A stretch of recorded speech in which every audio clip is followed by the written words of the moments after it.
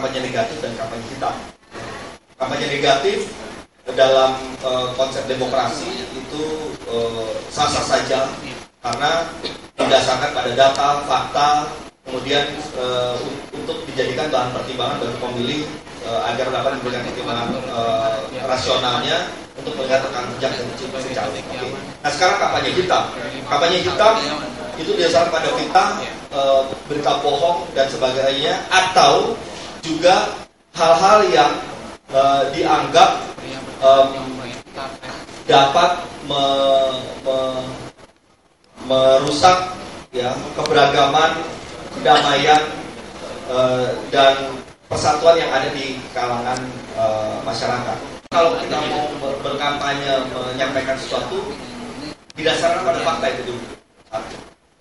Kedua, ya, yang terpenting adalah jangan sampai kita menyampaikan sesuatu hal dengan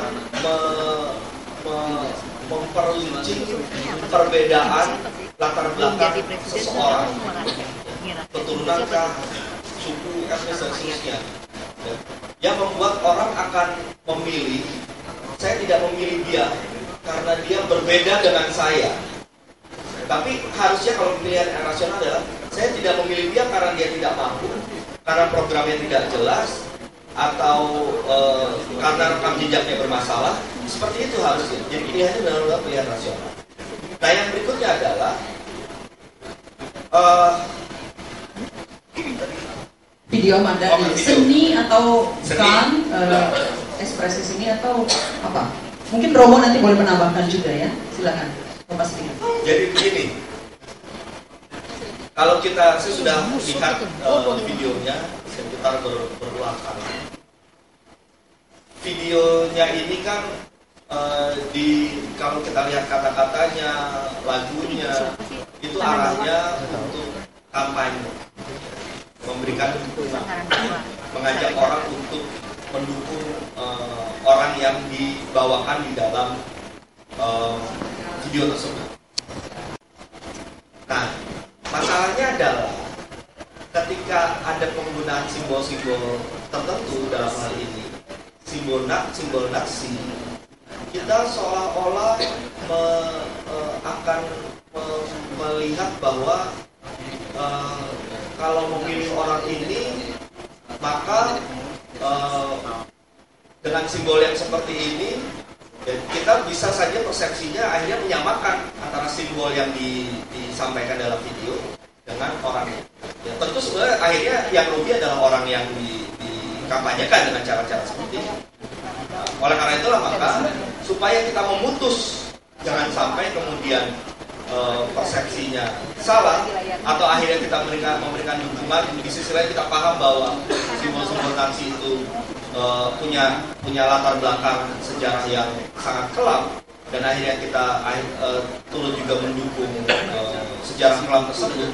Nah, itu yang kita tidak harapkan. Tetap buat saya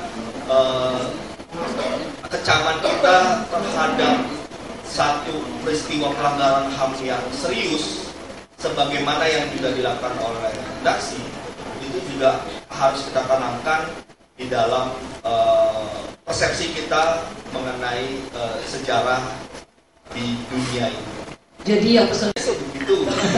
Nah, karena itu maka tadi poinnya adalah kalau kita mau kalau kita mau mengetahui sejauh mana hubungan antara orang yang dikampanyekan dengan substansi video tersebut tergantung dari responnya. Nah, responnya apa tadi? Mengecamkah, mengutukkah, menyayangkan, atau mendukung, atau malah membiarkan. Nah, prioritas terhadap segala macam reaksi-reaksi yang membatasi, yang melarang. Sekuler misalnya adalah jauh lebih besar dan cukup sering juga serius menyinggung dalam hal agama perasaan orang beragama. Kalau misalnya di Italia dibikin salib dengan katak dipasang di situ, itu untuk orang Katolik sudah amat menyedihkan, tapi ya tidak bisa diapa-apakan. Nah, Lalu ambil contoh pakaian nasi, itu juga berbeda. Apakah artis itu di Jerman, di situ dia pasti akan dipenjarakan karena malah ada undang-undang yang melarang memakai simbol-simbol itu. Dengan di Indonesia yang tidak terlibat sama sekali di dalam kejahatan nasi. Tapi ini masalah taste, jadi rasa, dan masalah harga diri. Kalau kita tahu bahwa dengan simbol-simbol nasi itu dilakukan hal-hal yang amat sangat memalukan, mengerikan dan sebagainya, dan kita pakai simbol itu, kita secara tidak langsung mengatakan nggak begitu apa-apa, udah lewat waktu kita lupakan. Misalnya 3 juta orang tahanan perang Soviet yang dibiarkan mati kelaparan dan lain seperti itu, nggak apa-apa, itu kan hanya orang Rusia itu. 3 juta kurang lebih, itu juga masa lampau, kita pakai saja pakaian mereka yang melakukannya. Saya kira di situ ada batas. Jadi kalau kita mau mengkritik pemakaian ini, itu memang tidak mutlak. Tetapi bagi saya itu masalah menunjukkan semacam budaya hati ada atau tidak. Jadi kita bisa sejauh mana, di situ pasti ada debat. Saya akan berpendapat bahwa nasi atau misalnya Stalin yang juga melakukan hal-hal yang amat mengerikan dia sendiri, saya kehilangan hormat terhadap orang yang melakukannya, juga kalau dia seorang seniman. Tulis di negeri Hitler, ketika saya bilang begitu saja, itu para yang sekolah di Jerman, dia marah sama saya. Bukannya Hitler ini aib pada di Jerman. Itu salah satunya bos saya juga marah sama saya, karena saya bilang di negeri Hitler, Romo. Saya cuma bilang di negeri Hitler, kalau kalimat itu, bos saya juga marah karena kata bilang bahwa Hitler ini adalah aib bagi bangsa Jerman. Itu satu hal yang dikatakan itu. Makanya saya selalu kadang-kadang untuk menulis kawan itu langsung dia akan marah saya. Nah, yang saya ingin tanya adalah persoalan kita adalah persoalan penyebar kebencian ini.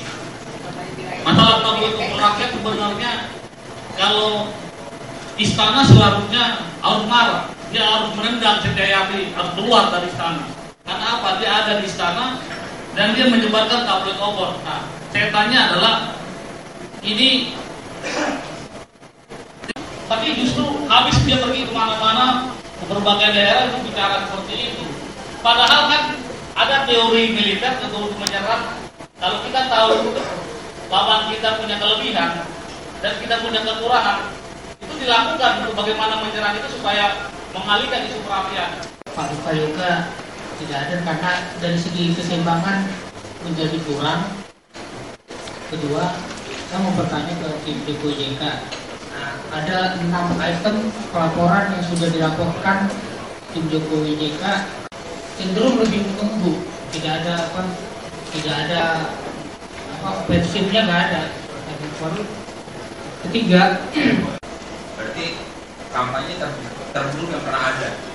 Terus menurut salah satu, saya mengutip salah satu pernyataan tim salah satu media online, ini adalah penulisnya Indonesia dan wartawan Indonesia dan tim sukses Jokowi JK. Jadi apakah ini memang peneruskan kuncinya dari tim Jokowi JK sendiri atau bagaimana cara pendapatnya? Tapi bebas tersebut pasti memiliki batasan-batasan. Pertamanya harus memperhatikan hak dan juga kewajibannya. Artinya di sini bukan bebas berarti setiap orang bebas. Dan tadi benar seperti kata saudara Rene bahwa Ahmad Dhani itu tidak bodoh. Dan kita harus melihatnya bukan masalah bebas berekspresinya, tetapi siapa yang mengekspresikannya. Jadi untuk bagi saya orang biasa mungkin pakai baju apapun tidak akan jadi sorotan media, tidak akan jadi sorotan publik, tidak akan jadi pertimbangan banyak orang karena tidak ada yang melihat saya, tidak ada yang mengenal saya. Terutama untuk public figure, Yang kedua tanggapan tadi bahwa kenapa sih dari sebelum kesini ya, sabar ya. Enggak juga. Kelamaan dulu. Mohon diperingkas ya pertanyaan maupun komentarnya, silakan. Sore, saya ada Stefanus dari Citizen Daily. Cuma mau menanggapi sih soal tap MPLS 66 ya. Mungkin kenapa ini harus kalau saya mungkin dulu Gus Dur sudah pernah membahas ini ya di zaman pemerintahan Gus Dur. Kenapa ini harus dibuka? Memang sebagai kunci utama kita membuka sejarah kelam bangsa kita. Karena mengenai komunisme ini di Indonesia ada banyak versi sejarah yang tertutup. Ada versi Orba, ada versi dari versi lain. Kenapa saya bilang ini setuju? Karena kasus kejahatan Orba ini bukan hanya membatas di orang-orang komunis, tapi masyarakat yang dituduh anti komunis. Bagaimana sampai sekarang? Salah satunya saya punya kawan di kampus, dulu apa nggak bisa. Nah ini yang harus jadi dibuka. Kenapa saya kurang setuju tadi? Kenapa sih komunis ini? Dan menurut saya ini dagangan komunis ini kayak masih laku banget di negeri ini gitu.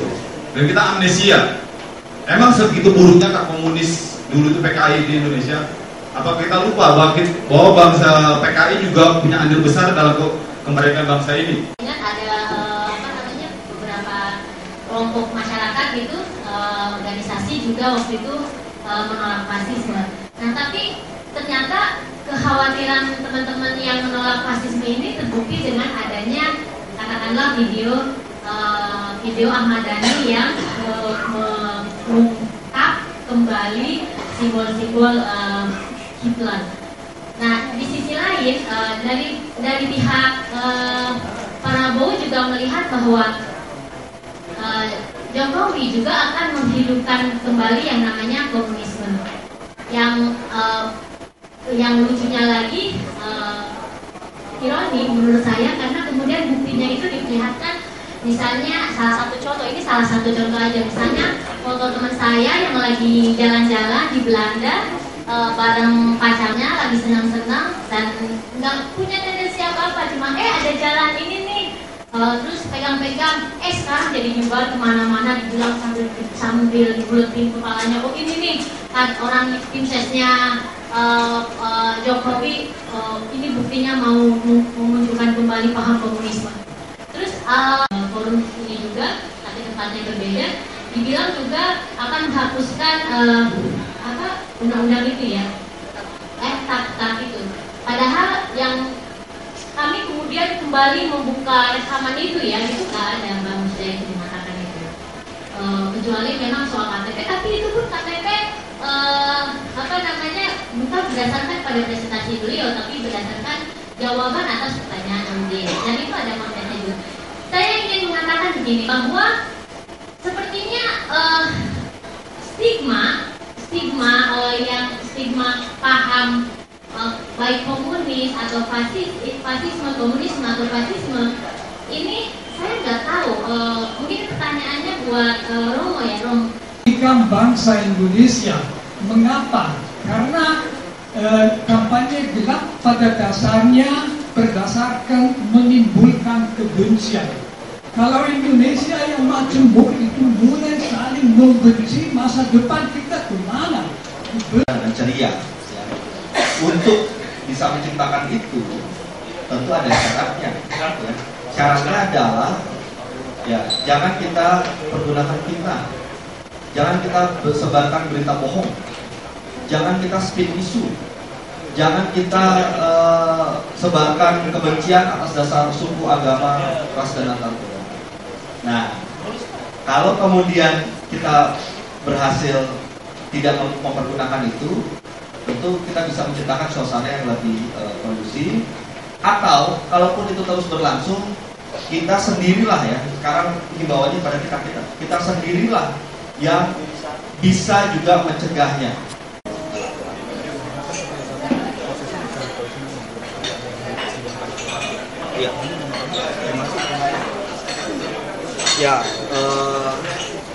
Gini, kita kan sebenarnya berharap lebih ya pada Bawaslu KPU dan Polri.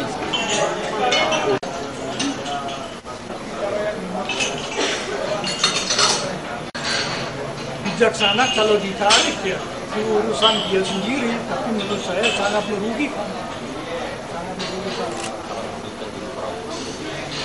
merugikan bagi Prabowo karena mendekatkan Prabowo dengan fasisme. Tentu Prabowo tidak mau itu.